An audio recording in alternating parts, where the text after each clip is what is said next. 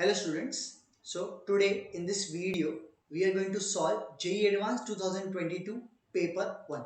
Okay, तो start करते हैं section 1 से. तो section 1 में there are 8 numerical type questions. If you get it right you get +3. If you get it wrong or if you leave it you'll get 0. So no negative marking basically. Okay. पहला question gravitation chapter से 11th का topic है ये. Okay पढ़ते हैं. Two spherical stars A and B have density rho A and rho B. दो अलग अलग प्लैनेट्स है आपके जिनकी डेंसिटी रो ए और रो बी दे रखी है. Both have the same radius, मतलब अगर इसका रेडियस आर है तो इसका भी रेडियस आर ही ले लेंगे. ये हमारी बॉडी ए, ये अपनी बॉडी बी है. उसमें बोला हुआ है कि mass of B is 2 times of mass of A. ये सेकंड सेंटेंस में, यानी कि अगर मैं ए का मास m लूँ तो b का मास मुझे 2m लेना चाहिए. Due to interaction process star A loses some of its mass so that its radius is half. तो a का जो रेडियस है वो चेंज हो जाएगा. अभी रेडियस हैज बिकम r/2. पहले रेडियस r था, अब रेडियस r/2 हो जाएगा. मैं इसको a डैश लिख देता हूँ. ठीक है. अगर रेडियस r/2 हो गया तो अगर मास जो पहले m था वो भी चेंज हो जाएगा. अगर हम लोग देखें दोनों की डेंसिटी सेम है ना, a और a डैश की, तो mass is directly proportional to volume हो जाएगा. तो अगर रेडियस हाफ हो गया है तो आर क्यूब आता है वॉल्यूम ऑफ स्फीयर में, तो यानी कि वॉल्यूम बाय 8 हो जाएगा. इसलिए मास भी m/8 हो जाएगा. So this will B m/8 now. और हम लोग को ये बोला हुआ है कि जितना मास ए में से निकला है ना वो बी के ऊपर हम लोग ने कवर कर दिया है. तो यानी कि बी अभी कैसा दिखने वाला है, बी ऐसा, और उसके ऊपर एक और कवर कर दिया है. Let the radius of this new planet be r0. r0 लिख देता हूँ. ठीक है. और टोटल मास कितना हो जाएगा इसका, 2m तो पहले से था b का, उसके अंदर इसमें से कितना मास बचेगा, 7m/8, राइट. क्योंकि m/8 अगर वहां पे बचा है तो 7m/8 रिमूव किया. सो इसका मास कितना आ जाएगा हमारे पास, ऐड करो 16 + 7 23m/8. So this is the new mass of the planet B, जिसको मैं बी डैश लिखूंगा. हमसे पूछा गया एस्केप स्पीड का रेशियो vb/va पूछा हुआ है. Okay. So vb/va is equal to, escape speed का फॉर्मूला अगर आपको याद होगा √2gm/r होता है. तो डायरेक्टली प्रोपोर्शनल टू m ऊपर और r नीचे, यानी कि mb/ma इंटू RA/RB, मतलब नए वाले जो डैश डैश लिखना चाहिए था मुझे इसको. ठीक है. इसमें सब्स्टिट्यूट करते हैं हम लोग जितने भी हम लोग को वैल्यूज पता है. इसमें एक चीज का ध्यान रखना है, MB और MA तो चलो मास पता है हम लोग को. B का नया मास 23m/8 है और A का न्यू वाला मास m/8 है. लेकिन रेडियस जो है ना वो खाली A वाले की नहीं पता है, r/2 न्यू वाले प्लैनेट A की. जो B वाले का r0 है ये हम लोग को नहीं पता. We will find that r0. ठीक है. तो कैसे करेंगे हम लोग, r0 कैसे निकालेंगे, what will do is to find r0 हम लोग वॉल्यूम इक्वेट करते हैं. ठीक है. तो छोटा वाला वॉल्यूम प्लस वो बाहर का covering volume should be equal to overall volume. तो पूरे बड़े वाले स्फीयर का वॉल्यूम है 4/3 पाई r0³ इज इक्वल टू अंदर वाले का है 4/3 पाई अंदर वाला r³, इसका रेडियस तो r ही रहेगा ना b का पहले, प्लस ऊपर का कवरिंग का वॉल्यूम. अब वो जो वॉल्यूम है वो कहाँ से लाए हम लोग, a से ही निकाल के लेके आए ना हम लोग, राइट. तो उसका वॉल्यूम हमारे पास हो जाएगा density is mass by volume, यानी कि volume is mass by density. तो ऊपर वाले का मास तो हमारे पास क्या है 7m/8 और अपॉन नीचे वाले अपना डेंसिटी ए का मटेरियल है ये, तो रो ए. फाइन. इस वाले टर्म को और थोड़ा सिंप्लीफाई करते हैं हम लोग सेकेंड वाले टर्म को, यानी ये जो अपना 7m/8 इसको 7/8 ही लिखो. और वो जो मास m है पहले वाला, यानी कि a का जो मास है ये वाला, ये a m था ना इसका, तो मैं क्या लिख सकता हूँ मास की जगह पे डेंसिटी इंटू वॉल्यूम इंटू 4/3 पाई पहले वाला r. अब थोड़ा इजी लगने लगेगा कैलकुलेशन. अब ये रो ए कैंसिल, हर जगह से 4/3 पाई भी कैंसिल हो जाएगा. तो r0³ is equal to r³ plus 7/8 r³.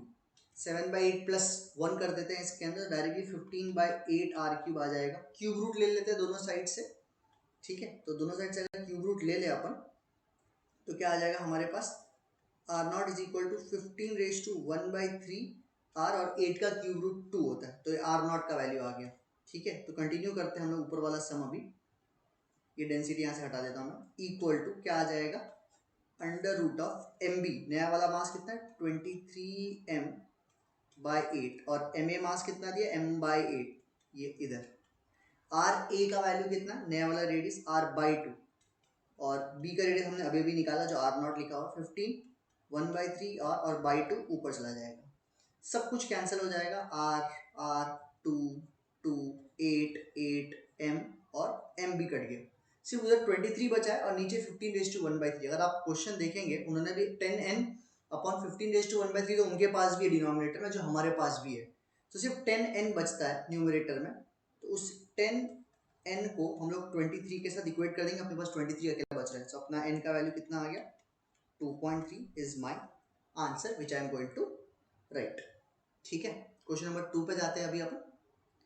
Question number 2 modern physics का क्वेश्चन है, minimum kinetic energy needed for an alpha particle, तो एक अल्फा पार्टिकल ले लिया है हम लोगों ने, ठीक है, अल्फा पार्टिकल का मास 4m है, इसकी स्पीड में u ले लेता हूँ, ये हम लोगों ने स्ट्राइक कराया किसके ऊपर, एक नाइट्रोजन है ये n, जिसका मास 16m लेना पड़ेगा, अगर हमने अल्फा पार्टिकल का मास 4m लिया है तो नाइट्रोजन का हम लोग को उसको 16m लेना पड़ेगा, वो स्टेशनरी है लेबोरेटरी के फ्रेम से, वो उसको स्ट्राइक करता है, और कोलिजन हम लोग को ये मानना है कंप्लीटली इनइलास्टिक कोलिजन, ताकि मैक्सिमम एनर्जी जो है वो रिएक्शन में चली जाए।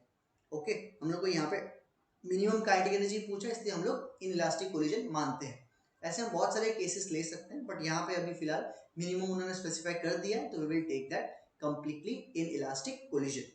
Now what they have told is कि सबके मासेस दिए हुए, ये रिएक्शन पूरा अगर लिख लिया जाए, reactants nitrogen 16 7, helium 4 2 converts into hydrogen 1 1 plus oxygen 19 8, वो ऊपर और नीचे के नंबर बोल रहा हूँ मैं, एटॉमिक मास नंबर और एटॉमिक नंबर, ठीक है। अगर मैं रिएक्टेंट्स की बात करूं, उनका मास कितना आ रहा है, नाइट्रोजन और एक हीलियम को ऐड करो, इनके मासेस ये दोनों दिए हुए हैं 16.006 और 4.003, you add both of them, what will I get, 20.009 I will get u के टर्म्स में, और product if I see they have given 1.008 and 19.003, you add both of them you will get 20.011 u, so as you can see the mass of the product is more than mass of the reactant, तो वो अपना energy difference आ जाएगा, ठीक है। इनके बीच में delta m का value कितना आ जाएगा, अगर इसको सब्ट्रैक्ट करें तो 0.002 आ रहा है u के टर्म्स में। Now if I want the energy जो इस रिएक्शन को चाहिए, है ना, जो ऐड हो रही एनर्जी जो रिएक्शन को चाहिए, that is equal to delta M C square, ठीक है। तो डेल्टा एम का वैल्यू 0.002, और हम लोग को डायरेक्ट कन्वर्जन फैक्टर ही दे दिया है, यू को अगर आपको मेगा इलेक्ट्रॉन वोल्ट में कन्वर्ट करना है तो 930 से मल्टीप्लाई कर दो।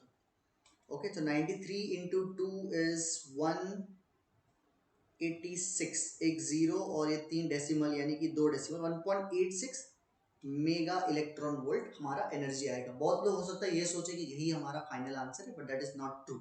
हम लोग को तो अल्फा पार्टिकल की एनर्जी निकालनी है, ये तो वो एनर्जी निकालनी है जो रिएक्टेंट से प्रोडक्ट, अगर आपको रिएक्शन पहुंचाना है तो आपको कितनी एनर्जी देनी पड़ेगी, वो एनर्जी आएगी कहाँ से, जो ये कोलिजन से मैक्सिमम काइनेटिक एनर्जी जो हमारा लॉस होने वाला है ना, वही एनर्जी रिएक्टेंट और टू प्रोडक्ट को जाने वाली रिएक्शन के लिए। फाइन, सो अगर मैं मोमेंटम कंजर्वेशन लगाऊं कि आफ्टर कोलिजन जब मिल जाएंगे 20m मास हो जाएगा, तो let it speed be v, तो इनिशियल मोमेंटम है 4mu, that is going to get converted into 20mv, तो यानी v का वैल्यू जो आ जाएगा वो आ जाएगा u/5, ठीक है। तो ये वेलोसिटी है, देखते हैं काम आती है तो अच्छी बात है, नहीं तो कोई बात नहीं। Now the maximum kinetic energy loss जो होने वाला है उसका फॉर्मूला हमारे पास है half into m1 m2 divide by m1 plus m2, यहाँ पे m 4m है और m2 16m है हमारे पास, और टोटल मास 20m है, इंटू इनिशियल रिलेटिव स्पीड जो रहती है ना u1 माइनस u2, तो इनिशियल स्पीड u है, तो इट सीम्स कि v का कुछ जरूरत पड़ेगा नहीं, तो मैं यहाँ से हटा देता हूँ फिर से एक बार, ठीक है। अभी हम लोग को पूछिए kinetic energy of alpha particle, तो kinetic energy of alpha particle की क्या बोल सकते हैं आप उसको, half into mass into u का स्क्वायर, हमको ये वाला क्वांटिटी चाहिए। तो अभी अगर आप देखोगे तो ये जो लॉस है ये तो हमारे पास पहले से ही है 1.86 जो एनर्जी आ गई, इसमें से जो हाफ वाला टर्म है, 4m वाला टर्म है और u स्क्वायर वाला टर्म है, ये तीनों को मिलके ही जो काइनेटिक एनर्जी आने वाली है वही हम लोग को निकालनी है अल्फा पार्टिकल की, और यहाँ पे m और m कट गया, 16/20, आप चाहे तो और सिंप्लीफाई कर लो, 4 और ये 5, वो जो 4/5 का फैक्टर है वो दूसरे साइड पे लेके जाओ। So therefore final kinetic energy जो आएगी वो आएगी 1.86 इंटू 5/4। कितना आएगा 5/4 से मल्टीप्लाई कर लो। अब यहाँ से मल्टीप्लाई बाय 2 डिवाइड बाय 2 भी कर सकती है ताकि 5 2 10 हो जाए। तो ये 18.6 डिवाइड बाय 8 आएगा। अग्री? 18.6 डिवाइड बाय 8 करते हैं सॉल्व। 2 2 16 होता है, 26 बचेगा। हम लोग 3 24, फिर भी 2 बचेगा 20, 2 16 4 बचेगा। ये 2.325 is my final answer mega electron volt. अगर मुझे डेसिमल के बाद 2 डिजिट तक पहुंचाना है विच इज नॉर्मली एक्सपेक्टेड, ठीक है, तो आपका आंसर आएगा 0.32 मेगा इलेक्ट्रॉन वोल्ट। वो 5 को राउंड ऑफ करके 2 का 2 ही रहेगा।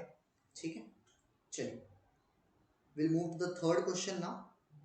थर्ड क्वेश्चन कैपेसिटर बेस्ड है, सर्किट बेस्ड है। 12th में हम लोग पढ़ते हैं एनसीईआरटी के सीक्वेंस के हिसाब से चले तो डायग्राम दिया हुआ बहुत, 5 कैपेसिटर दिए हुए, 2 बैटरी दी हुई है। हमें सिर्फ इतना पूछा है what is the charge stored on the C3 जो सेंटर पे वर्टिकल है।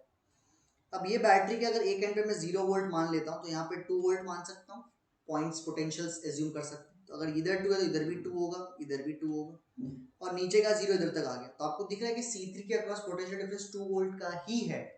हमें चार्ज पूछा है तो Q का फॉर्मूला होता है C इंटू वी। C3 का खुद का कैपेसिटेंस है 4 माइक्रोफराड। मैं माइक्रो कन्वर्ट नहीं करूंगा क्योंकि आंसर उन लोग को माइक्रो कूलम में चाहिए। वोल्ट कितना 2, आंसर आपका आएगा 8 micro Coulomb's. 8 is your final answer. हम ये चीज लेफ्ट साइड से नहीं कर सकते थे। 6 वोल्ट के ऊपर तो 6 वोल्ट लिख लोगे, लेकिन बीच में C1 कैपेसिटर आ जाता है ना, तो आप 6 वोल्ट आगे नहीं लिख पाओगे। लेकिन राइट साइड पे देखोगे तो 2 वोल्ट के बीच में यहाँ पे कोई भी कैपेसिटर नहीं है। राइट, क्वेश्चन नंबर 4 पे चलते हैं। Looks like it is an ray optics का क्वेश्चन है। ये भी 12th में हम लोग पढ़ते हैं, एकदम लास्ट में रे ऑप्टिक्स और वेव ऑप्टिक्स साथ में पढ़ते हैं ना, वैसे थोड़ा सा अच्छा ज्योमेट्री, क्विक ज्योमेट्री भी आनी चाहिए, कैलकुलेशन की स्पीड भी अच्छी होगी तो इंजॉय, मजा भी आएगा ये वाला ऐसा सामान। ठीक है, एक रॉड दिया हुआ, लेंथ 2 सेंटीमीटर दिया हुआ। मैं इस रॉड को ए बी लिख लेता हूँ यहाँ पे, ये 2 सेंटीमीटर है। ठीक है, और किस एंगल पे दिया हुआ 2π/3। अगर 2π/3 मतलब 120 डिग्री, तो इधर से 60 डिग्री बचता है ये। चलिए 40.3 सेंटीमीटर एक डिस्टेंस रखा हुआ है। ठीक है, मतलब ए पॉइंट का यू हम लोग को पता है। अगर मैं ए पॉइंट की बात करूं, ठीक है, तो फॉर पॉइंट ए लिख के रखता हूँ। खुद रहा ये कि इस ऑब्जेक्ट का एक इमेज बन रहा है, और इमेज का ऑलरेडी आपको डायग्राम दे रखा है। अब इमेज में अल्फा जो एंगल मिसिंग है ना, आपसे वो अल्फा पूछा गया है।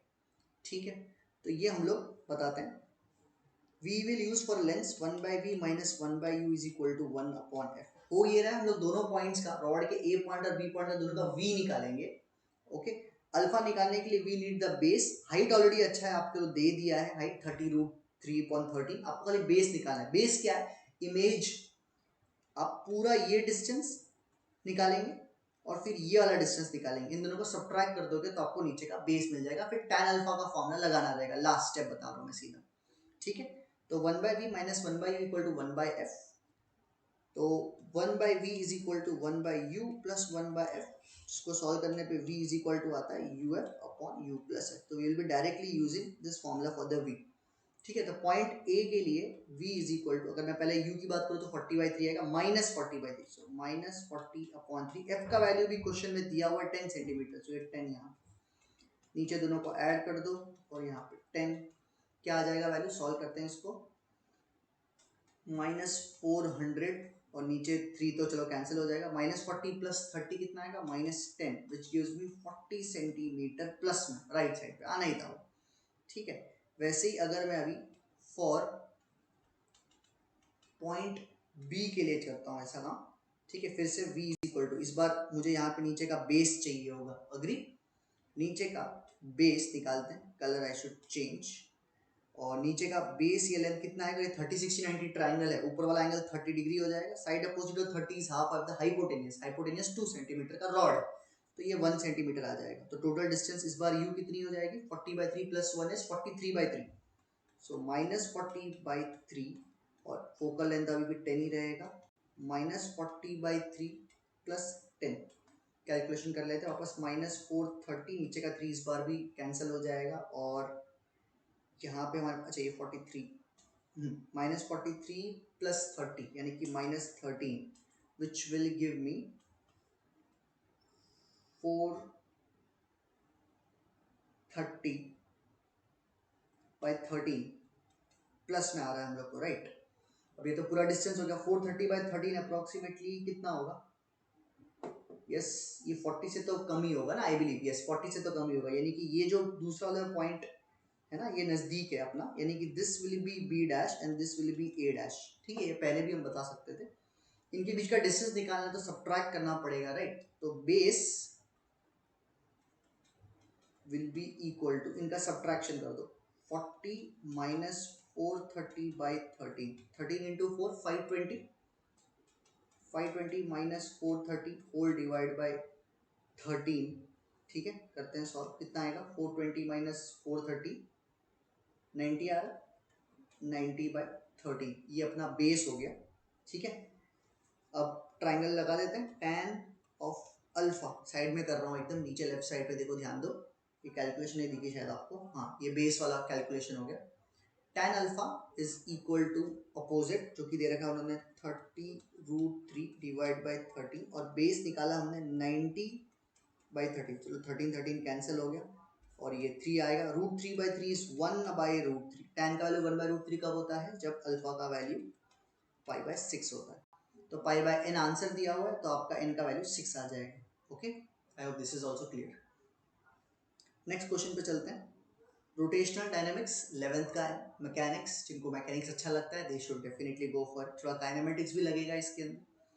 Eight time t equal to 0 एक डिस्क दिया हुआ है ऐसे, ठीक है, ये ग्राउंड पे है,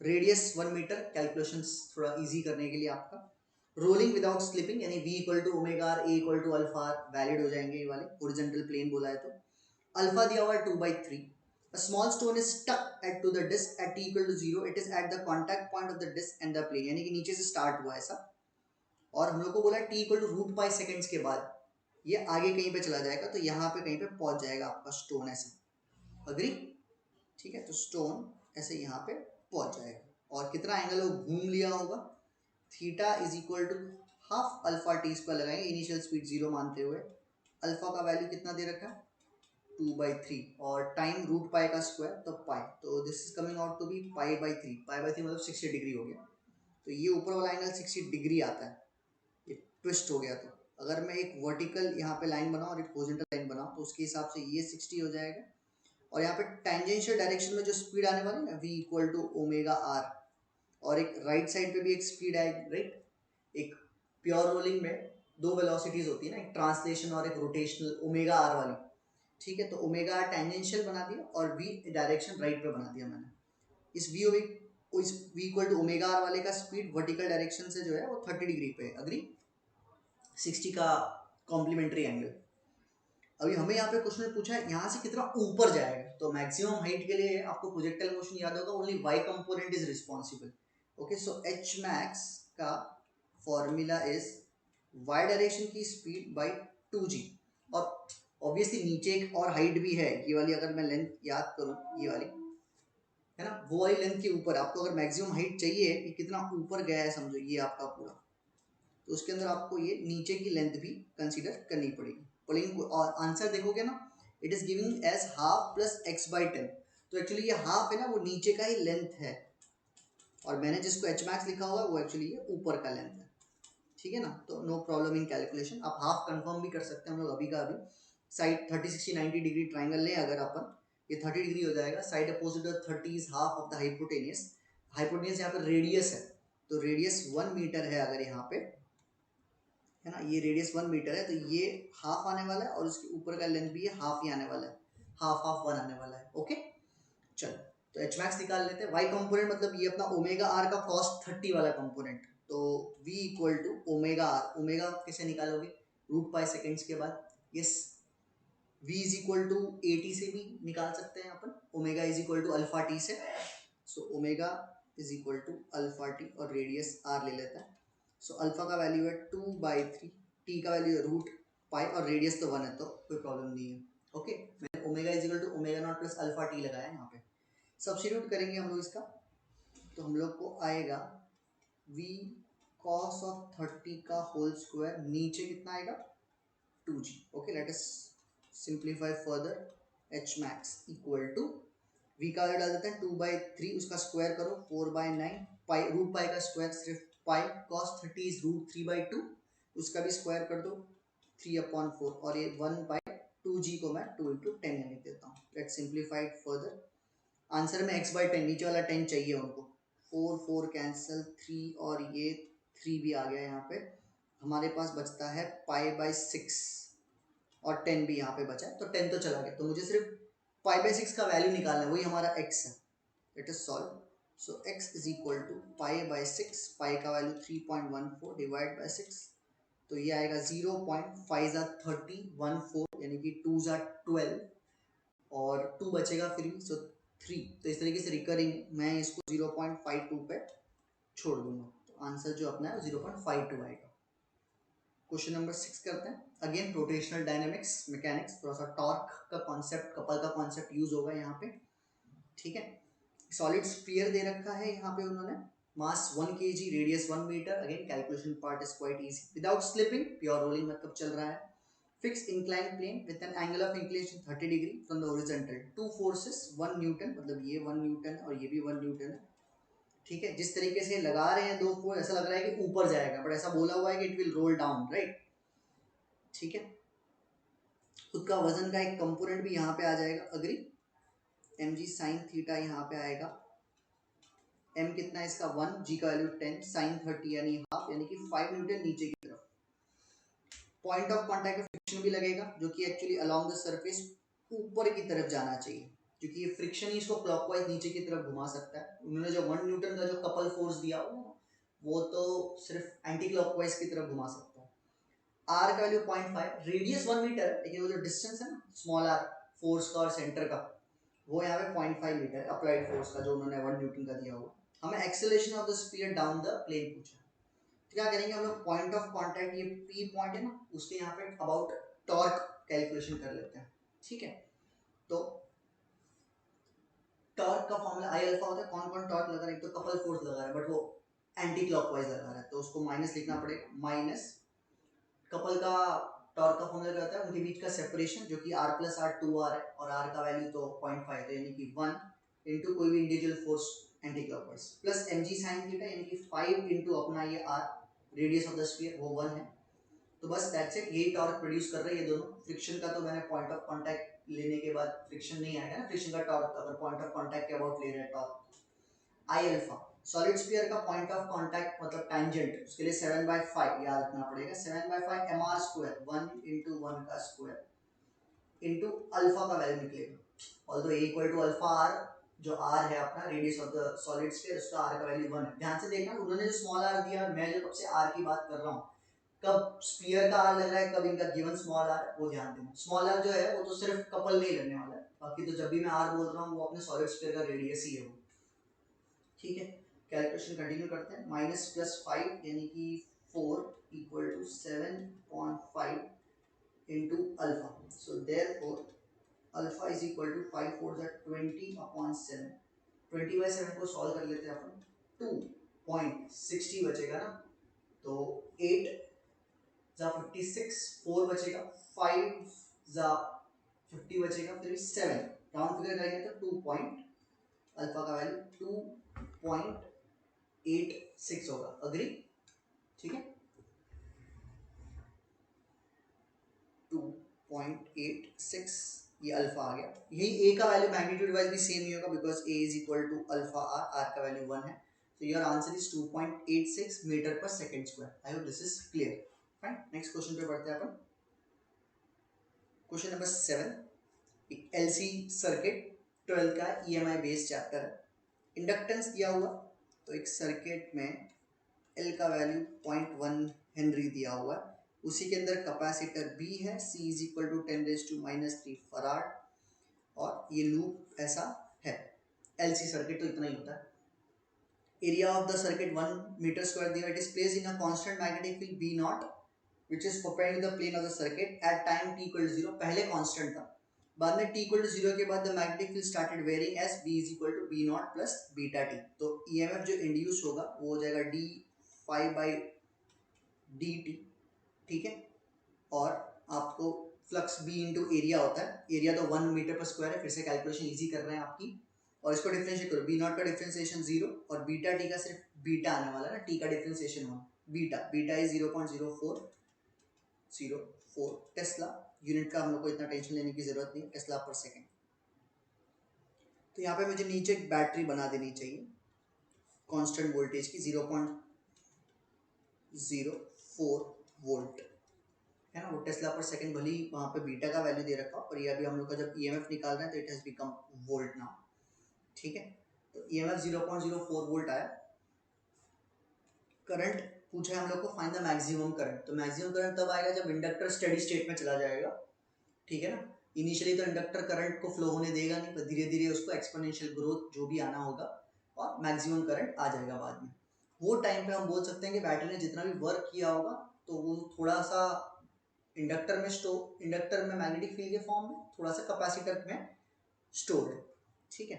तो वर्क डन बाय बैटरी में बोल सकता हूँ, work done by battery is equal to like increase in the energy in the inductor plus increase in energy in the capacitor. तो वर्क डन बाय बैटरी क्या होगा, चार्ज जितना आपने छोड़ा है इनटू पोटेंशियल, चार्ज तो CV के बराबर ही छोड़ा होगा, कैपेसिटर को जितना चाहिए मैक्सिमम, तो CE इंटू बैटरी का potential is equal to energy in the capacitor, अगर मैं पहले लिखूं तो हाफ CE स्क्वायर होता है ना, हाफ CV स्क्वायर, और energy in the inductor is half LI square, और यही हमारा I जो है ये I मैक्सिमम या I नॉट लिख दो आप उसको, ठीक है।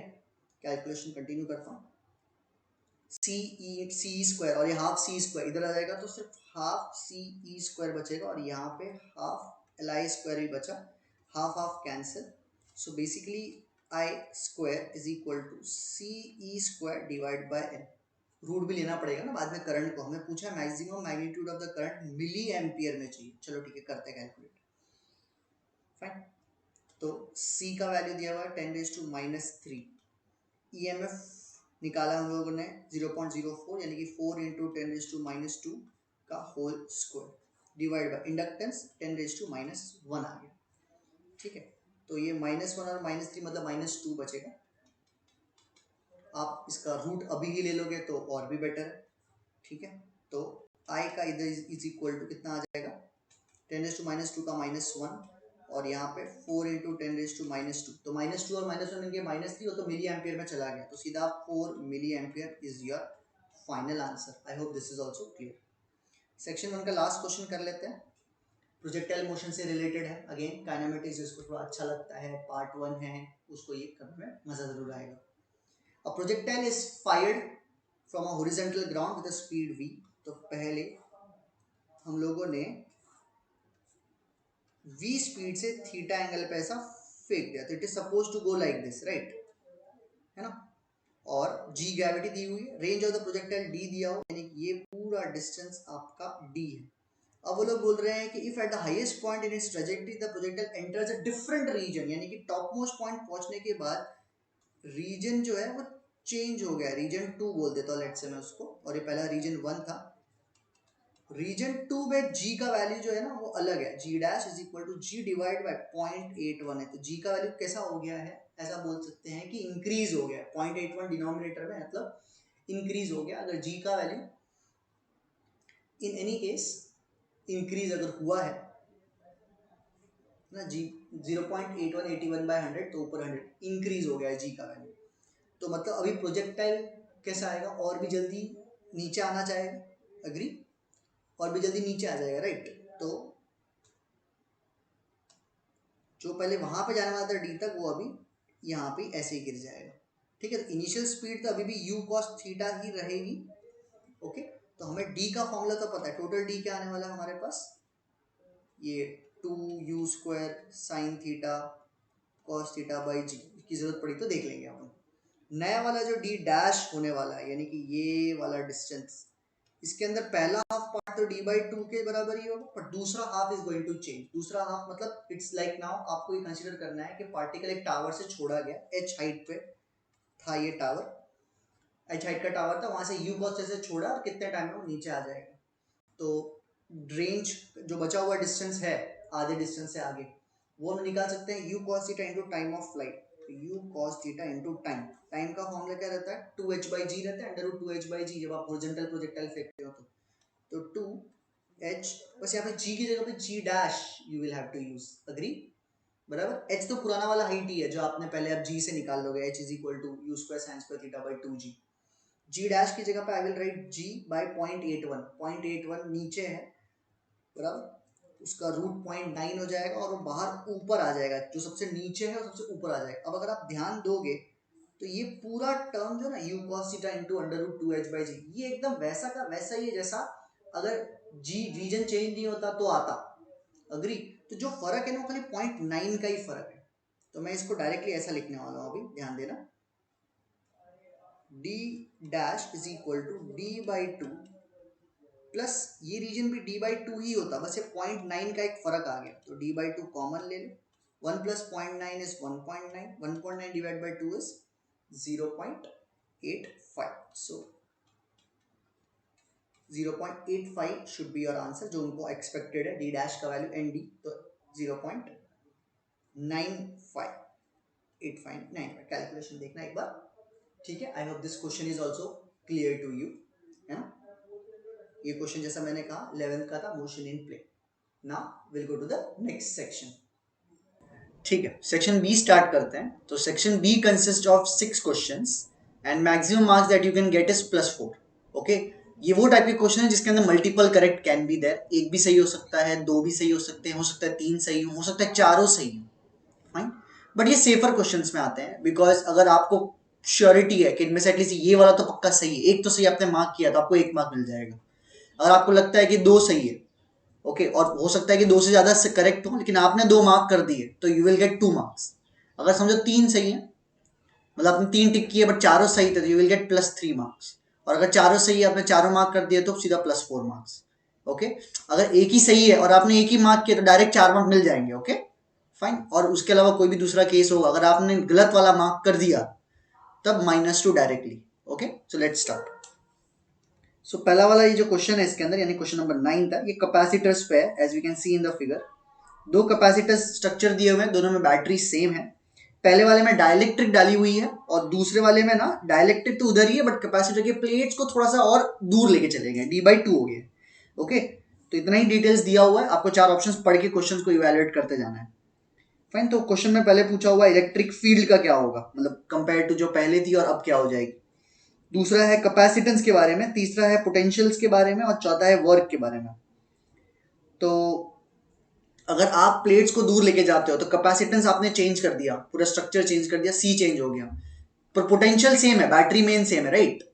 तो चार्ज अलग हो सकता है, कैपेसिटेंस चेंज हो तो चार्ज फ्लो करेगा, so there will be some work done. और ये इसीलिए हो रहा है क्योंकि वहां पे डाइलेक्ट्रिक है, ठीक है। जो कैपेसिटेंस जो है दोनों में डाइलेक्ट्रिक है, और दोनों का सी का वैल्यू के पे डिपेंड करता है, और चार्ज भी जो फ्लो करेगा वो भी के पे डिपेंड करेगा। इसका मतलब work done will definitely depend upon the dielectric material, उसके इंडिपेंडेंट तो हो नहीं सकता। तो fourth option is definitely incorrect, आप कैलकुलेशन करके भी देख सकते हो। थर्ड ऑप्शन पे जाते हैं, जो वोल्टेज बहुत ज्यादा इजी है निकालना। Voltage between the capacitor plates is increase by a factor of k+1। जो कैपेसिटर प्लेट्स है, यानी कि जो बड़े लार्ज प्लेट्स है, उनके बीच में पोटेंशियल डिफरेंस, भले उन्होंने प्लेट का डिस्टेंस चेंज कर दिया है, but potential difference will remain the same, because battery आपने सेम लगा रखी है। तो C option is also incorrect. Capacitance पे जाते हैं हम लोग, ओके, लेट्स डू इट। पहले जो कैपेसिटेंस थी वो निकालते हैं। पहले कैपेसिटेंस समझो मैं ले लेता हूँ A ε0 डिवाइड बाई डी, और के फैक्टर लगा हुआ, तो यहाँ पे नीचे मल्टीप्लाई बाई के हो जाएगा यहाँ पे, ठीक है ना, वो के का फैक्टर आता है। अभी अगर हम लोग नया वाला ले तो एक एयर है और एक डाइलेक्ट्रिक है, तो दो कैपेसिटेंस सीरीज में है, हम लोग ऐसा भी बोल सकते हैं हम लोग, ठीक है। सीरीज में मतलब 1/C1 + 1/C2 वाला फॉर्मूला लगेगा। तो मैं C1 निकाल लेता हूँ।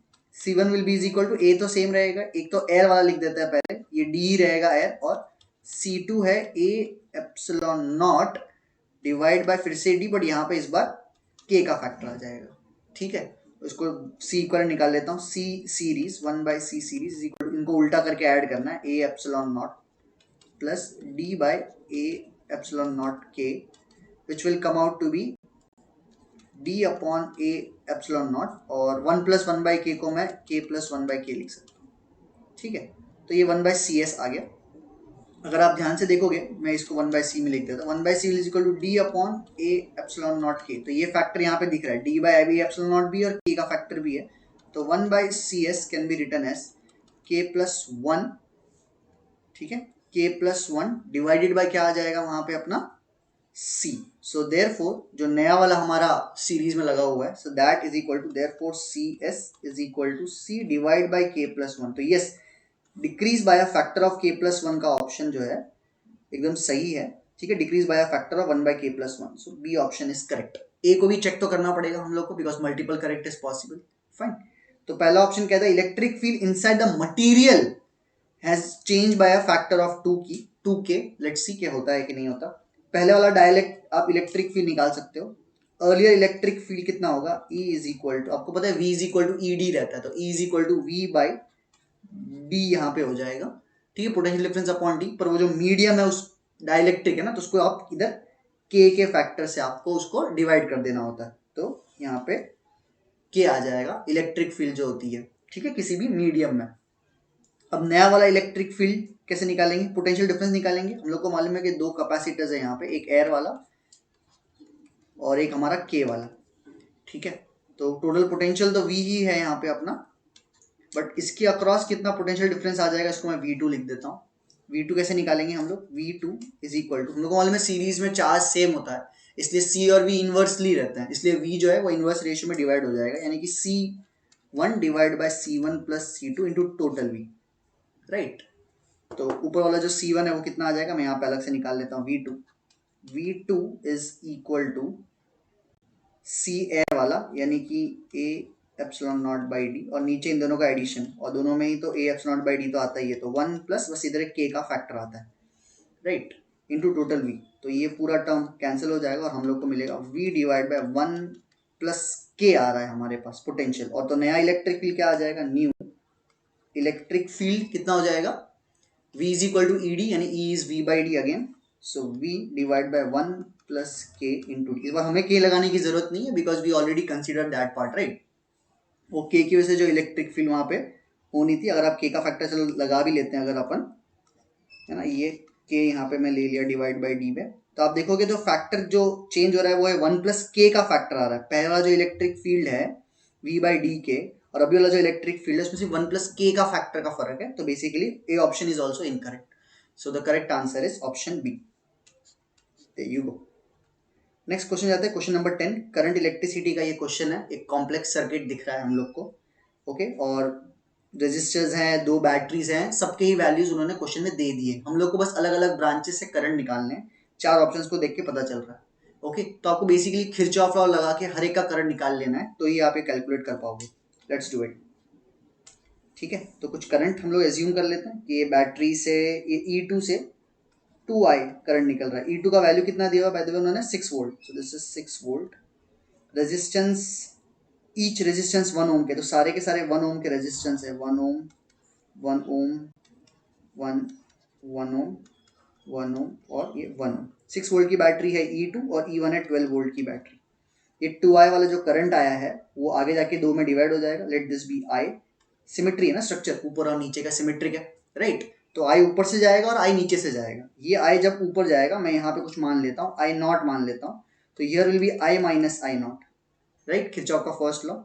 नीचे से भी सेम होने वाला है, यहाँ पे भी I माइनस I नॉट आएगा और यहाँ से भी I नॉट आ जाएगा, और ये फिर यहाँ से ऐड हो जाएंगे 2 times of I minus I not. ये जो करंट है 2 times of I minus I not will go inside this 12 volt के थ्रू, ओके। तो अभी हम लोग को किरचॉफ लॉ लगाना है। टोटल अननोन्स कितने हैं हमारे पास, एक तो I नहीं पता है और I नॉट नहीं पता है, राइट। तो दो चीजें ही अननोन है हमारे पास, तो बेसिकली 2 बार तो किरचॉफ लॉ लगाना ही पड़ेगा। So okay, let us start. कोई भी एक लूप ले लेते हैं, ये वाला लूप ले लेता हूँ मैं, लेफ्ट वाला।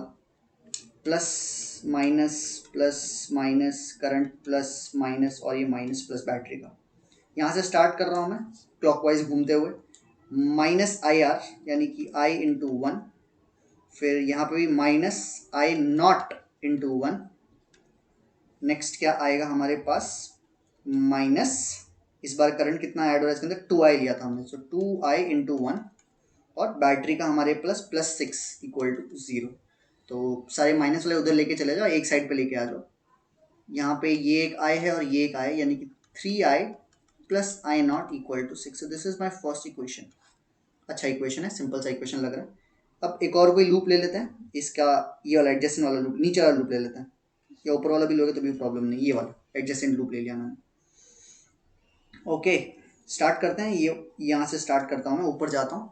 ओके तो प्लस, यहाँ पे भी प्लस माइनस लिखना पड़ेगा, ये प्लस ये माइनस, ये प्लस ये माइनस, इधर माइनस और इधर प्लस. ओके तो सेकेंड जो है हम लोग स्टार्ट करते हैं. Right so let's write it down. Plus I R, I का वैल्यू कितना है हमारे पास यहाँ पे, आई नॉट जा रहा है, सो आई नॉट इंटू रेजिस्टेंस 1. बाद में minus of I not into resistance again 1, and here will be minus of 2 times of I minus I not into फिर से 1 रेजिस्टेंस. सो रेजिस्टेंस 1 देखे तो बहुत काम आसानी किया हमारा. और बैटरी का ये प्लस 12 इक्वल टू 0.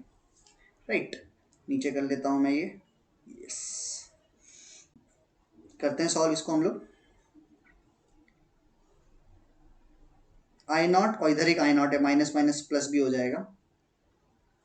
और कहीं पे है हमारे पास आई नॉट का वैल्यू, यहाँ पे भी एक आई नॉट है. राइट सो ये एक आई नॉट इधर है, एक आई नॉट इधर है, और यहाँ पे 2 आई नॉट है क्योंकि 2 से मल्टीप्लाई होगा, और ये चारों के चारों ऐड होने वाले. 4 आई नॉट आएगा, माइनस आई है और माइनस 2 आई नीचे भी है, तो माइनस 3 आई हो जाएगा, प्लस 12 उधर जाके माइनस 12 आप कर सकते हो. ठीक है so this is my second equation. Fine. So पहले इक्वेशन से दिख रहा है कि I not can be written as 6 minus 3 I. Agree. Fine. और नीचे हम लोग ये सब्स्टिट्यूट कर सकते हैं यहाँ पे कि 4 टाइम्स ऑफ 6 माइनस 3 आई. एक बार फिर से करेक्ट चेक कर लेना चाहिए, कोई प्रॉब्लम नहीं है. आई नॉट, उधर भी एक आई नॉट और इधर 2 आई नॉट है, 4 आई नॉट सही है. आई और 2 आई यानी कि माइनस 3 है, ये भी सही है. प्लस 12 जाके माइनस 12 होगा, ये भी सही है. Okay fine let's continue. Minus 3 I is equal to minus 12. Okay 6 4 or 24 minus 12i minus 3i equal to minus 12. Calculation थोड़ा सा और आगे बढ़ाते हैं. ये 15i हो जाएगा, उधर चला जाएगा 15i, और 24 plus 12 is 36. So therefore i का वैल्यू आएगा हम लोग के पास 36/15. 3 के टेबल के हिसाब से 12/5. 12/5 इज 2.4 एम्पियर. सो i का वैल्यू आ गया. हम लोग का i का वैल्यू क्या क्या है, ध्यान से देखो. हम लोगों ने आई कहाँ से लिया, R5 से लिया हुआ है ना हम लोगों ने, R5 और R6. तो इन्होंने R5 में से 2.4 यानी कि डी ऑप्शन हमारा मैच हो गया. Okay fine. एक बार आई आ गया तो आई नॉट भी हम निकाल सकते हैं. आई नॉट का वैल्यू क्या आएगा, 6 माइनस 3 टाइम्स ऑफ 2.4. कितना आएगा ये, 6 माइनस 2.4 इंटू 3 7.2. और माइनस में आ रहा है ये 1.2 एम्पियर. माइनस मतलब हमने जो डायरेक्शन लिया उसका उल्टा इज द करेक्ट. चलिए so let's put it to use now. Third वाला R3 चेक कर लेते हैं. R3 किधर है, R3 ये मिडल वाला, इसके अंदर करंट है 2i. तो आपको बस I जो है उसको 2 यानी कि 4.8 यानी कि C is option is also correct. B पे जाते हैं. R2 किधर है, R2 कहाँ पे है, R2 ओके वर्टिकल वाला. R2 है करंट, I नॉट है. I नॉट का वैल्यू मुझे आया है 1.2 एम्पियर ऊपर की तरफ, क्योंकि हमने उल्टा ले लिया ना. तो 1.2 इज ऑल्सो करेक्ट, ऑल्दो उनको डायरेक्शन का कोई चिंता नहीं है. A magnitude of current in R1 मतलब हॉरिजॉन्टल वाला राइट साइड पे जो है, उसके अंदर है 2 times of I minus I not है. तो माइनस माइनस प्लस हो जाएगा. ठीक है I का वैल्यू हमारा 2.4 और ये प्लस हो जाएगा ना, क्योंकि आई नॉट अपना नेगेटिव आया है और आई नॉट का वैल्यू 1.2 है. तो 2.4 प्लस 1.2 इज 3.6. 3.6 का ट्वाइस किया हम लोग ने तो 7.2. So all the options are correct. Okay तो एक किरचॉफ लॉ का अच्छा प्रैक्टिस हो जाएगा ये. Next question. An ideal gas off density, fluid dynamics और थर्मोडायनेमिक्स का कॉम्बिनेशन में एक अच्छा सवाल बनता है ये. Okay fine. सो बहुत सारे डेटा दिए हुए हैं, let us focus on individual. Ideal gas दी हुई है, डेंसिटी दी हुई है विच एंटर्स. तो एक आइडियल गैस की density can change with change in pressure and volume. So ये जो डेंसिटी दी हुई है, जब एंटर कर रही है गैस ना नीचे से, तब की डेंसिटी दी. तो डेंसिटी इज 0.2 kg पर मीटर क्यूब. चिमनी का हाइट h दिया हुआ है at the rate of 0.8 kg per second. तो अब ये चेंज नहीं होगा. This is called like dm/dt. जितना मास अंदर एंटर कर रहा है पर सेकेंड, उतना ही मास पर सेकेंड बाहर भी एग्जिट करेगा. तो 0.8 is reliable value kg per second from its lower end escapes to the upper end as shown in the figure. The cross section area of the lower end area 1 दिया हुआ है, okay, तो A1 दिया हुआ है 0.1 metre square and the upper area A2 is 0.4 meter square दिया हुआ है. The pressure and the temperature of the gas at the lower end are 600 Pascal and 300 Kelvin. यानी कि नीचे का प्रेशर दिया हुआ है 600 पास्कल और टेम्परेचर नीचे का दिया हुआ है 300 केल्विन दिया हुआ है. While its temperature at the upper end भी दिया हुआ है, T at the upper end is 150 kelvin. तो टेम्परेचर तो हाफ हो गया है, ठंडी हो गई है थोड़ी gas. The chimney is heat insulated so that gas undergoes adiabatic expansion. तो गैस जब ऊपर जाता है, if there is expansion, जिसके उन्होंने बोल ही दिया expansion वर्ड यूज कर लिया उन्होंने. Let us see adiabatically है, adiabatic मतलब PV गामा कांस्टेंट या फिर जो भी रिक्वायरमेंट होगा, वॉल्यूम टेम्परेचर का भी रिक्वायरमेंट हो सकता है, प्रेशर टेम्परेचर का भी रिक्वायरमेंट हो सकता है हमें. ओके, जी का वैल्यू 10 लेना है, गामा का वैल्यू 2 लेना है. चलो अच्छी बात है. Ignore atmospheric pressure. चलिए तो एक एक करके हम चारों ऑप्शंस देख लेते हैं एक बार फटाफट. हम लोग को प्रेशर निकालना है ऊपर जो मिसिंग है, वेलोसिटी निकालनी है ऊपर और नीचे दोनों, हाइट ऑफ द चिमनी को कंफर्म करना है और density of the gas upper and पे कितनी होगी ये हम लोग को कंफर्म करना है. ठीक है, लेट अस स्टार्ट. तो एडियाबेटिक से प्रेशर तो फटाफट निकालने की कोशिश कर लेते हैं हम लोग. ठीक है, मुझे तो एडियाबेटिक का PV raise to gamma constant के बारे में याद आ जाता है. ठीक है ना, पीवी रेज टू गामा. नीचे डेंसिटी दी हुई है, आप डेंसिटी के टर्म्स में बाद में कन्वर्ट कर लेंगे. पहले ये प्रेशर टेम्परेचर वाला फटाफट कंफर्म कर लेते हैं. हम लोग वॉल्यूम की जगह पे लिख सकते हैं T बाई पी, यानी कि T रेज टू गामा और नीचे भी P रेज टू गामा यानी कि 1 minus gamma equal to constant आ जाएगा यहाँ पे. तो पहले वाला प्रेशर कितना है 600 रेज टू 1 माइनस गामा. अभी गामा का वैल्यू 2 है तो 1 minus 2 is -1 and then temperature नीचे का कितना है 300, उसका रेज टू गामा मतलब 2.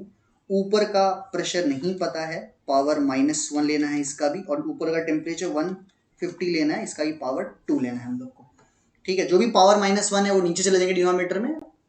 तो ऊपर 300 का स्क्वायर यानी कि 300 इंटू 300, नीचे 600 इज इक्वल टू, ये भी P नीचे चला जाएगा और ये 150 2 टाइम्स, ये 150 1 जा और ये 2 जा, यहाँ पे भी एक 2 का फैक्टर आ जाएगा. P is equal to 600 divide by 4 आ रहा है यानी कि 150 pascal.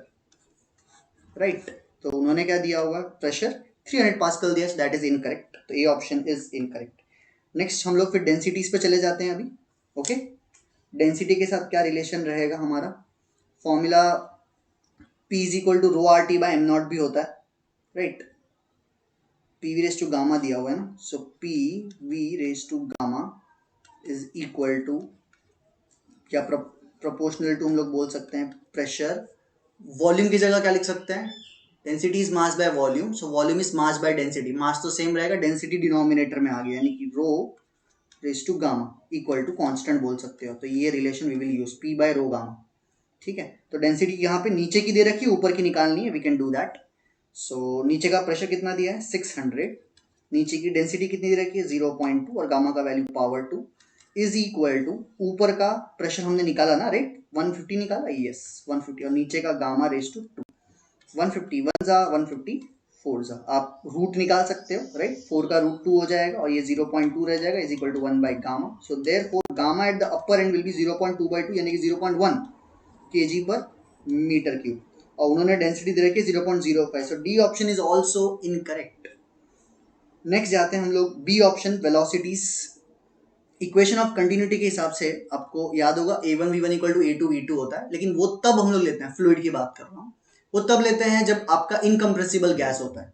Okay, so what we are sure about is कि जितना मास पर सेकंड ऊपर जाएगा उतना ही मास पर सेकंड एग्जिट भी करेगा, एंटर और एग्जिट वाला. तो आप उसके लिए फॉर्मूला डिराइव कर सकते हो, मास बाय टाइम. मास की जगह पे डेंसिटी इंटू वॉल्यूम, वॉल्यूम की जगह पे area into length upon time, और लेंथ बाय टाइम होता है वेलोसिटी, यानी कि rho A V will be a constant. तो rho 1 A1 V1 is equal to rho 2 A2 V2.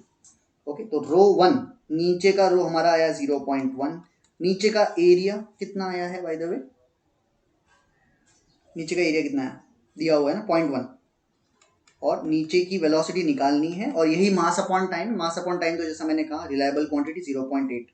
तो वेलोसिटी जितना एंटर कर रहा है that will be is equal to, इसको सॉल्व करते हैं, decimal cut 80 metre per second. एक बार कंफर्म करते हैं, हाँ 80 उन्होंने नहीं दिया है, एक बार फिर से चेक कर लिया जाए. रो ए वी, नीचे की डेंसिटी, अच्छा नीचे की डेंसिटी 0.2 है, राइट फाइन.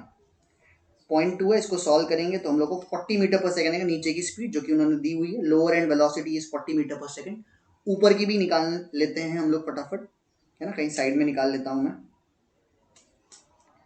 तो एंटर मास कितना हो रहा है 0.8 इज इक्वल टू ऊपर का डेंसिटी, ऊपर की डेंसिटी कितनी है हम लोग को 0.1, ऊपर का एरिया 0.4 और ऊपर की वेलोसिटी निकालनी है। इसको सॉल्व करेंगे अगर हम लोग तो 80/4 आ रहा है, यानी कि 20 मीटर पर second. You can calculate confirm on your own. तो वेलोसिटीज वाले दोनों ही मैच हो गए हैं B.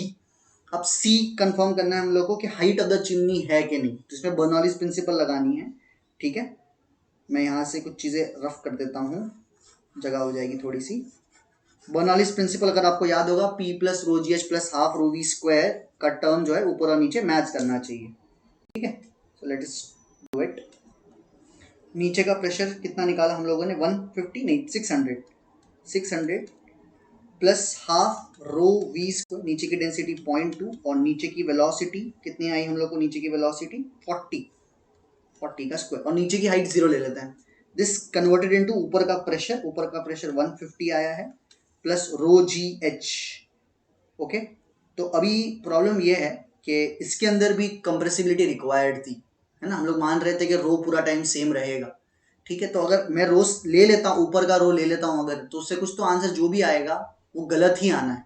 Okay, so basically this question is, ये जो ऑप्शन है दैट इज आज has expected us to fail in this. हम लोग वैल्यू नहीं निकाल पाएंगे और अगर मैच हो गई तब तो पक्का गलत है, क्योंकि वो हाइट जो आई होगी वो हम लोगों ने कुछ मान के आई होगी कि डेंसिटी कांस्टेंट है।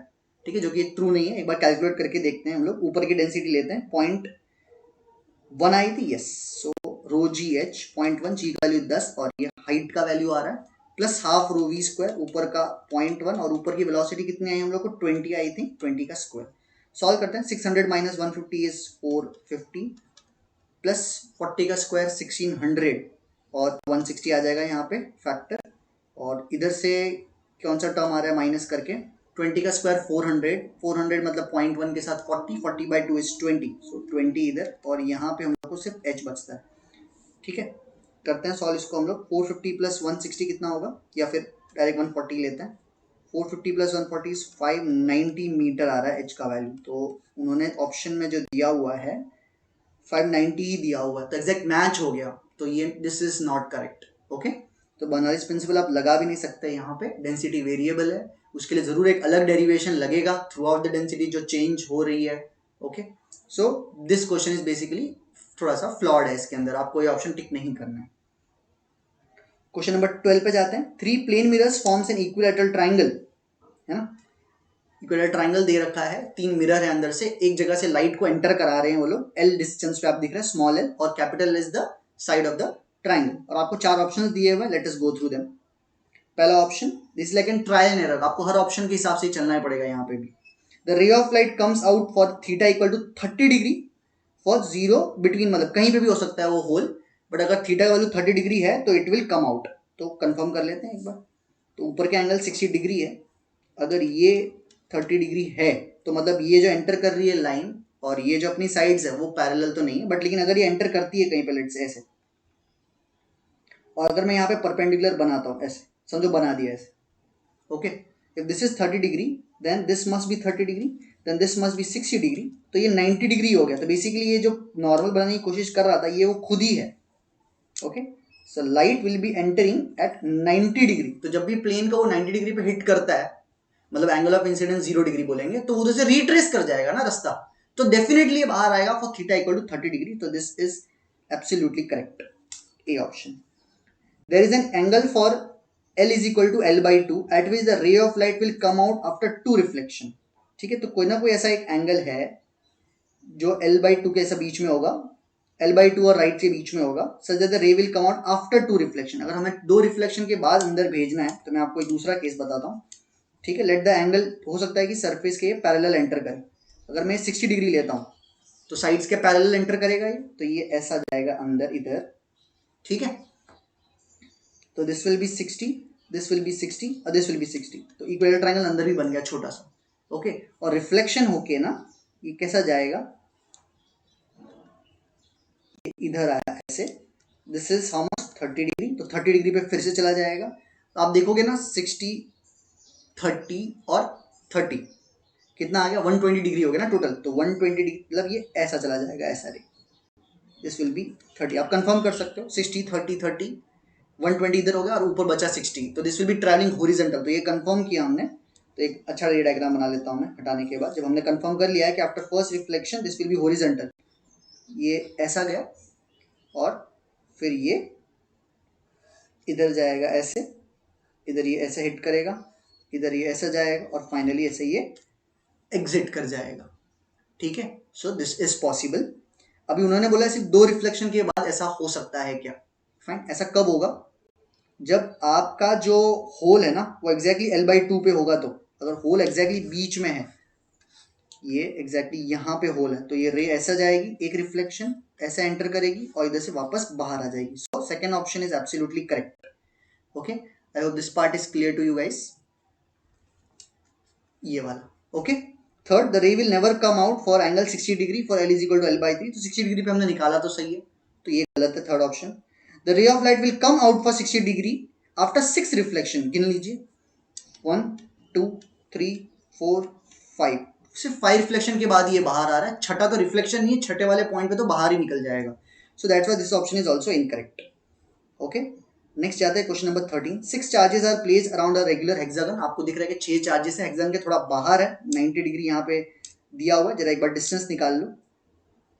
ठीक है, साइड लेंथ a दिया हुआ है, 5 of them have charge q और छठा वाला x है। तो 6 के 6 जो है ना, जैसे 5 नॉन चार्जेस है बट छठा वाला नॉन नहीं है। ओके, और हमसे बोला the perpendicular from each charges to the nearest hexagon side passes to the centre O of the hexagon. और यहाँ पे ज्योमेट्री आप शेप देख रहे हो कि दोनों साइड लेंथ इक्वल है। तो अगर ये हेक्सागन के बारे में पता हो आपको, ये वाली सारी लेंथ अंदर a और a होती है 60 डिग्री के हिसाब से, बट ये परपेंडिकुलर वाली लेंथ कितनी हो जाएगी, ये वाली? Yes, this is 60 degree. Side opposite 60 is √3/2 times of a। तो सेंटर से लेकर चार्ज तक का डिस्टेंस जो होगा वो इसका डबल हो जाएगा। ओके, मतलब ये टोटल डिस्टेंस जो है ना, ये पूरा √3a का है। देखते हैं कहाँ पे कैसे जरूरत पड़ता है, बेसिक ज्योमेट्री से हम लोग ने बता दिया है। पहला ऑप्शन बोल रहे हैं कि अगर वो जो छठा चार्ज है वो Q हो, the magnitude of electric field at O is 0।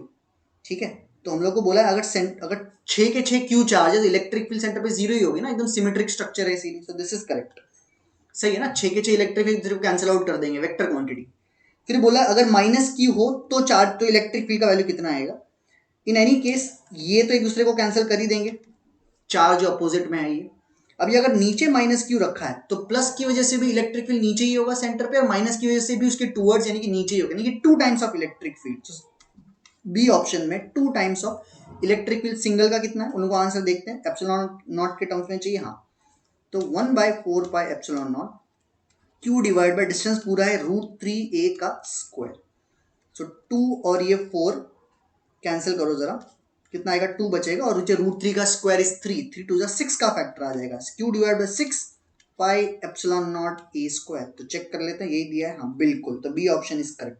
सी बोला है कि x = 2q, तो पोटेंशियल क्या होगा? पोटेंशियल याद रखना स्केलर क्वांटिटी है, तो ये सबकी वजह से आएगा।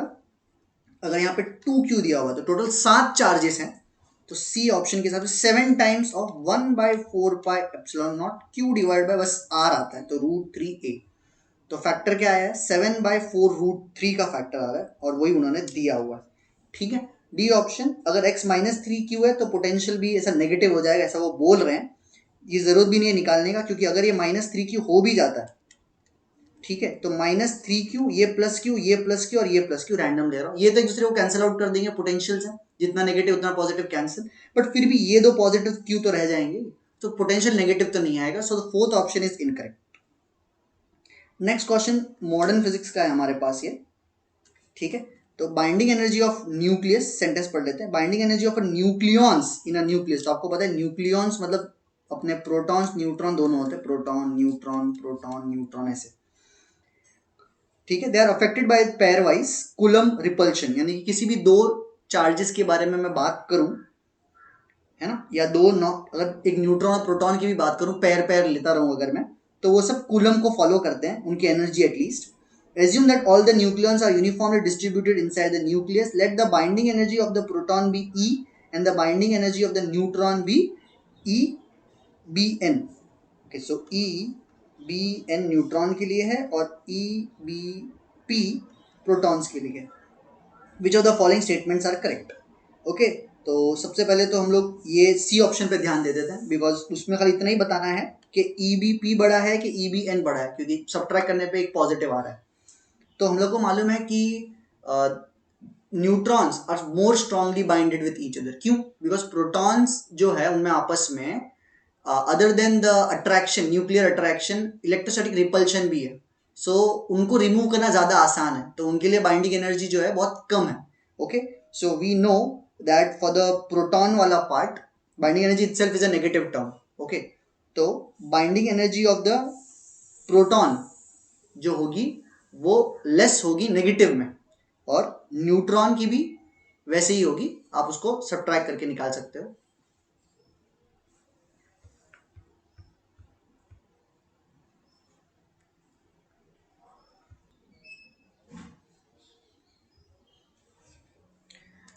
तो ये वाला क्वेश्चन कर लेते हैं. Binding energy of a nucleons in a nucleus can be affected by pair wise Coulombic repulsion. यानी कि आपका जो binding energy between the protons या बिटवीन द न्यूट्रॉन्स है, उसका फॉर्मूला आप कूलम्स में आपने जो एनर्जी का रिलेशन निकाला है, क्या फॉर्मूला एनर्जी का, पोटेंशियल एनर्जी का, K Q1 Q2 by R. आप इसकी हेल्प ले सकते हो, है ना. आपको एग्जैक्ट आंसर पूछे भी नहीं है चारों ऑप्शन में, ध्यान से देखो इसे प्रोपोर्शनलिटी के टर्म्स में.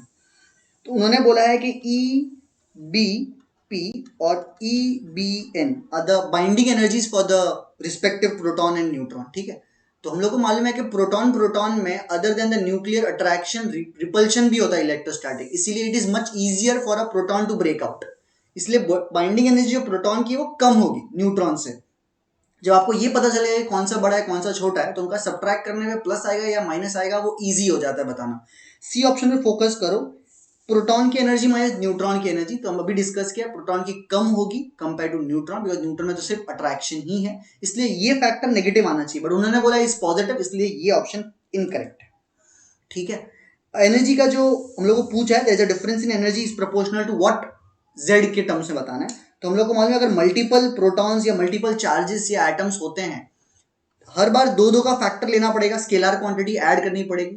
तो ऐसे कितने पेयर्स बनेंगे टोटल, अब समझो वहां पे अगर टोटल 3 चार्जेस हैं या 3 एटम्स हैं जिनके बीच में इंटरेक्शन एनर्जी निकालनी है, तो पहली दूसरी के साथ, दूसरी की तीसरे के साथ और पहली की तीसरे के साथ, ये 3 टर्म्स आएंगे. ओके, तो अगर देयर आर, इसका एटॉमिक नंबर अगर Z है, ठीक है ना, इसका एटॉमिक नंबर Z दे रखा है उन्होंने, तो फिर उसके अंदर Z प्रोटॉन्स होंगे. ठीक है, तो नंबर ऑफ टर्म्स हम लोग को जो निकालने हैं, ठीक है, that is proportional to total number कितना आएगा. वैसे न्यूट्रॉन का भी निकालना पड़ेगा अलग से, बट हमें सिर्फ प्रोपोर्शनैलिटी निकालनी है, उस पर फोकस करो. ठीक है, so if there are Z number of atoms, तो टर्म्स कितने हो जाएंगे, Z इंटू Z माइनस 1 हो जाते हैं. ठीक है ना, तो ये जो टर्म उन्होंने दे रखा है ना, Z माइनस 1, ये एकदम सही टर्म्स. आप कंफर्म भी कर सकते हो, जैसे कि अगर जैसे मैंने 3 का एग्जाम्पल लिया, 3 into 3 minus 1, obviously divide by 2 भी रहता है, यहाँ पे 2 का फैक्टर रहता है यहाँ पे. ठीक है, ये 2, 3 माइनस 1, 2 कैंसिल, देखो 3 का फैक्टर, 3 पेयर्स आ गए. वैसे आप किसने के लिए भी कर सकते हो सॉल्व, फॉर्मूला यही होता है n into n minus 1/2 are the number of terms. तो यहाँ पे Z और Z माइनस 1 प्रोपोर्शनलिटी में लिख सकते हो आप. बी ऑप्शन में बोला energy is proportional to A का विच पावर.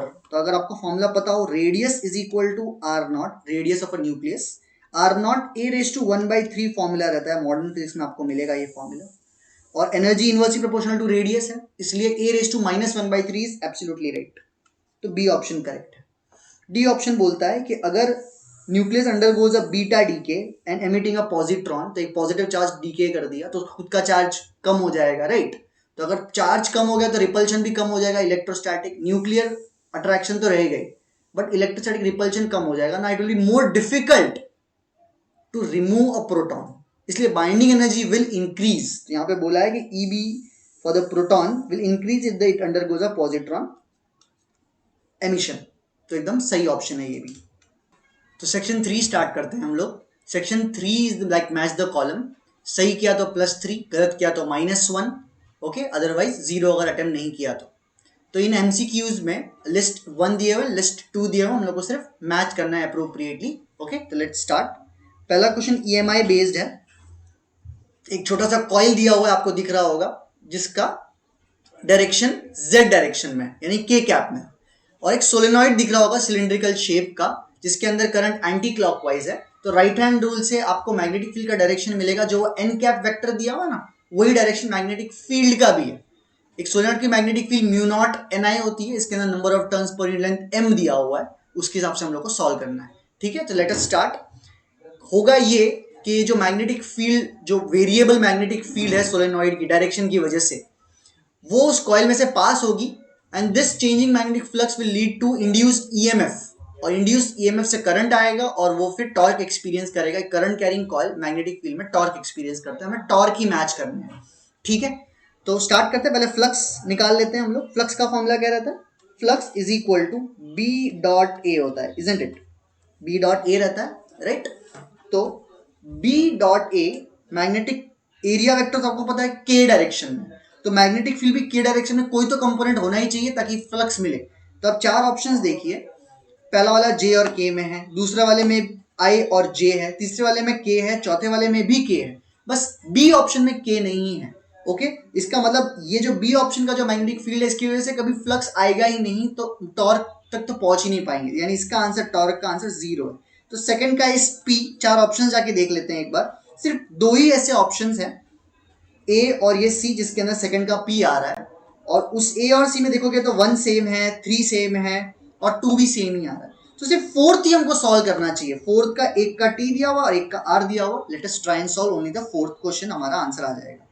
ठीक है, तो कायदे से सॉल्व कर लेते हैं, फ्लक्स को कंटिन्यू करते हैं। लास्ट वाले का 1/√2 cos of omega T J cap, हम लोग को मालूम है कि एरिया के कैप है, तो खाली के कैप वाले ही ले लेते हैं ना, हम लोग काम करते हैं।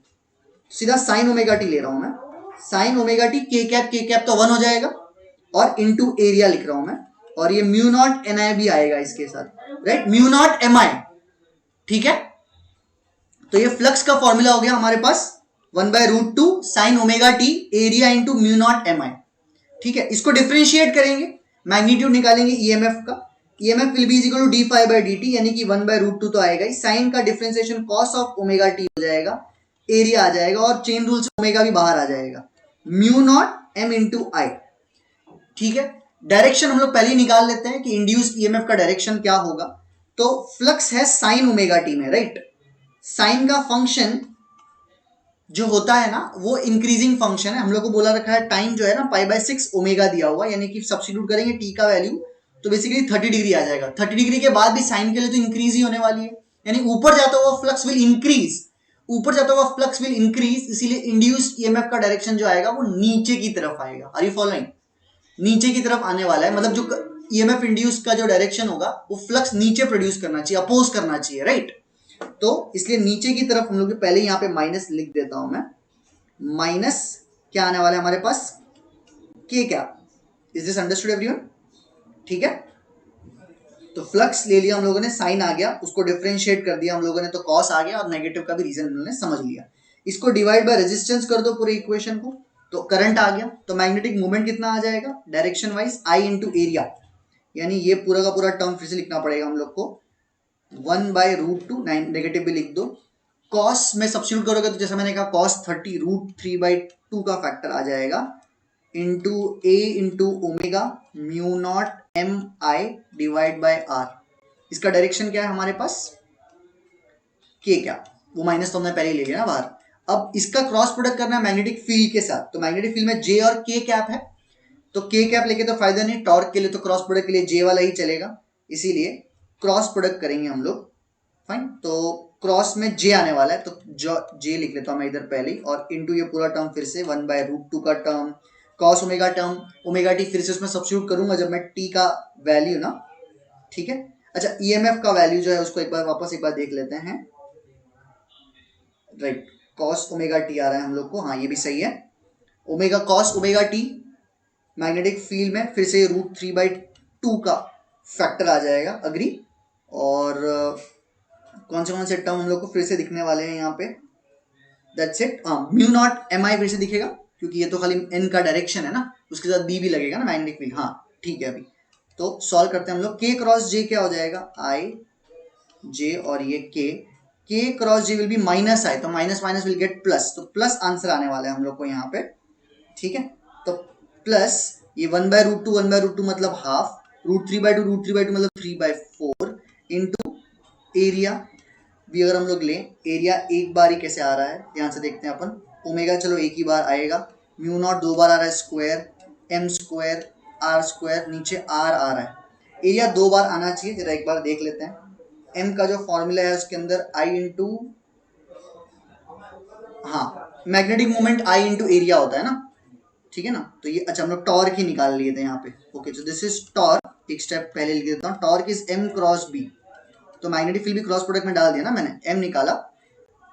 एम क्या है यहाँ पे, एरिया, यहाँ पे एक और एरिया का फैक्टर आ जाएगा ना, आई इंटू एरिया। चलिए ठीक है, तो क्रॉस प्रोडक्ट करते हैं हम लोग, एरिया भी दो बार आ गया, उसमें वो लोग ने दिया हुआ है कि म्यू नॉट स्क्वायर वाला टर्म है ए स्क्वायर ओमेगा एम स्क्वायर आई स्क्वायर और आर, ठीक है। और ये किस तरफ है, आई कैप में है, ये सारा टर्म को उन्होंने अल्फा बोल रखा है, और हाफ टू का टर्म भी नीचे ही है, यानी कि answer will be 3/4 alpha I cap, ठीक है।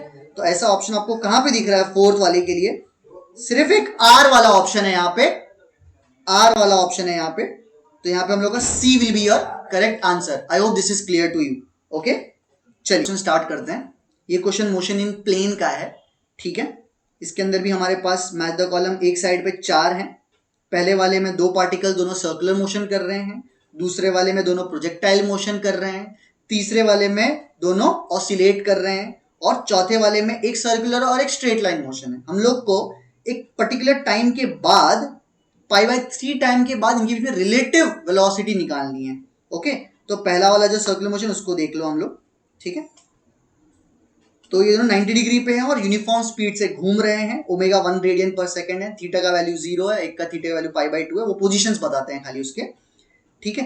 तो कुछ टाइम के बाद भी इनके बीच में 90 डिग्री तो रहेगा ही, ठीक है। स्पीड का वैल्यू क्या हो जाएगा इन दोनों के, v equal to omega R, 1 into radius भी 1 ही है, यानी कि 1 मीटर पर सेकंड ही रहेगा दोनों का। कितने भी टाइम के बाद रहेंगे तो 90 डिग्री पे एक दूसरे के ना, फाइन। जैसे कि ये इधर आ जाएगा और उतने टाइम पे ये इधर आ जाएगा, समझो, फिर भी 90 डिग्री रहेगा, तो रिलेटिव वेलोसिटी में √2 का फैक्टर आएगा, यानी कि √2 will be your relative answer. v का वैल्यू 1 है तो √2 इज योर आंसर। तो पहले वाले का √2 किधर किधर है, देखो जरा, पहले वाले का √2 जो है s में है, तो आपको यहाँ पे दिख रहा है कि पहले वाले का s खाली b और c ऑप्शन ही है हमारे पास, ठीक है। और b और c को कंपेयर करें तो हम लोग उसका सेकंड वाला भी देख सकते हैं, थर्ड वाला भी सॉल्व कर सकते हैं, फोर्थ वाला सॉल्व करके फायदा नहीं, बिकॉज दोनों का ही आर आर दे रखा है। तो सेकंड या थर्ड में से जो इजी लगे हम वो सॉल्व कर लेना चाहिए हम लोग को। सेकंड प्रोजेक्टाइल है और थर्ड वाला ऑसिलेशन है, मैं ऑसिलेशन वाला सॉल्व कर लेता हूँ। वेलोसिटी, पोजीशन का फंक्शन दिया हुआ, डिफ्रेंशिएट करके वेलोसिटी निकालना पड़ेगा। तो वेलोसिटी b का कितना आ जाएगा, x0 का वैल्यू उन्होंने दे रखा है क्या, देखो x0 का वैल्यू 1 दे रखा है, लेने की जरूरत नहीं, ठीक है। साइन का डिफ्रेंशिएशन cos, अंदर t/t0 का वैल्यू भी 1 ही है, प्लस π/2, ठीक है। चेन रूल से t0 बाहर आता है, बट t0 का वैल्यू तो वैसे भी 1 है तो डजेंट मैटर। तो वेलोसिटी b का ये फंक्शन हो जाएगा। वेलोसिटी a का फंक्शन क्या हो जाएगा डिफरेंशिएट करने पे, x0 का वैल्यू 1 है, डजेंट मैटर, साइन का cos आ जाएगा, यहाँ पे t का वैल्यू, t0 का वैल्यू 1 है। तो ये वेलोसिटीज है। आपको कब चाहिए, टाइम इन्होंने कितना दे रखा है, टाइम दे रखा है π/3, सब्स्टिट्यूट कर लेते हैं π/3, तो t इज इक्वल टू π/3 पे, π/3 प्लस 90 डिग्री, तो cos ऑफ 90 प्लस थीटा तो माइनस साइन थीटा हो जाता है ना, तो यानी कि माइनस क्या आ जाएगा हमारे पास यहाँ पे, minus sign 60 √3/2, minus √3/2 metre per second आ जाएगा यहाँ पे, और इसका आंसर क्या आ जाएगा हमारे पास, cos ऑफ 60 यानी कि हाफ। तो ये हाफ और minus √3/2, minus indicate left direction और पॉजिटिव इंडिकेट राइट डायरेक्शन। इनका रिलेटिव अगर हम लोग को निकालना है तो what we can do is we can directly subtract, since direction opposite है तो we can directly add also, right. तो ऐसा कोई ऑप्शन हम लोग को यहाँ पे दिख रहा है क्या, जरा एक बार ध्यान से देखते हैं। ए ऑप्शन, पी ऑप्शन दिख रहा है ना, अगर दोनों को ऐड करता तो √3 तो कॉमन है, यानी कि √3 + 1/2, तो पी ऑप्शन हम लोग को यहाँ पे दिख रहा है। तो जो थर्ड वाला है उसके लिए पी तो खाली एक ही है, C option, so C should be your correct answer, okay. बाकी आप बाकी सब भी ट्राई कर सकते हो प्रैक्टिस के लिए, ओके। अरे